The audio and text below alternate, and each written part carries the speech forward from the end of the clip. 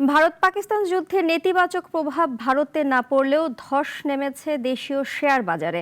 যুদ্ধের প্রভাবের সঙ্গে ফোরসেল যুক্ত হয়ে নিঃস্ব হয়েছেন বিনিয়োগকারীরা। এদিকে পুঁজিবাজার উন্নয়ন ও শক্তিশালী করতে বৈঠক ডেকেছেন প্রধান উপদেষ্টা। ভারত পাকিস্তান যুদ্ধে পাল্টাপাল্টি ছোড়া একটি মিসাইল ভুল করে হয়তো পড়ে গেছে ঢাকা স্টক এক্সচেঞ্জের ওপর।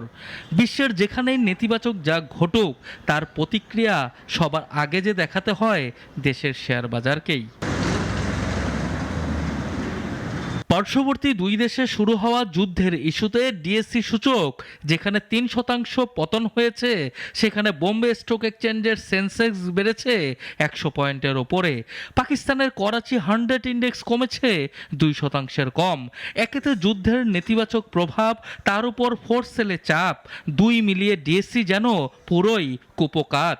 আমাদের পার্শ্ববর্তী দেশের যদি যেটা পারমাণবিক দুটো বড় বড় দেশ, ওদের ওখানে যদি যুদ্ধের একটা প্রবণতা যদি শুরু হয়, তাহলে কিন্তু এটা আমাদের দেশে যে এই প্রভাবটা পড়বে এটা অনেকটুকু স্বাভাবিক।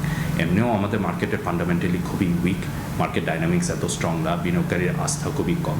সো যখনই একটা তো বড় একটা ইনসিডেন্ট যখন এখন হয়ে গেছে আমাদের দেশে, এই কারণেই কিন্তু এখন স্টক মার্কেটে যে আজকে যে একটা বিশাল প্রভাব দেখছেন, এটাই হলো এটার মূল কারণ। যতই নেতিবাচক ইস্যু থাকুক, পার্শ্ববর্তী দেশের শেয়ার বাজারকে বাঁচাতে নানা নিরাপত্তা যন্ত্র থাকলেও আমরা পিছিয়ে আগের মতোই। ভারতের যে প্রফেশনালস, অ্যাসেট ম্যানেজমেন্ট বলেন, মিউচুয়াল ফান্ড ইন্ডাস্ট্রি বলেন, ব্রোকারেজ কমিউনিটি বলেন, ইনভেস্টর যে ক্লাস আছে, এটা খুবই একটা ম্যাচিওর একটা ক্লাস। সো ওদের পয়েন্ট অফ ভিউতে এই ইম্প্যাক্টটা অ্যাবজর্ব করার মতন ক্যাপাসিটি আছে। আনফর্চুনেটলি আমাদের দেশে এটা কিন্তু নেই। এদিকে পুঁজিবাজার উন্নয়ন ও শক্তিশালী করতে আগামী 11ই মে বৈঠক ডেকেছেন অন্তর্বর্তী সরকারের প্রধান উপদেষ্টা। বৈঠকে পুঁজিবাজারকে টেনে তুলতে বিশেষ ব্যবস্থা নেওয়া হবে, এমনটাই মনে করছেন সংশ্লিষ্টরা।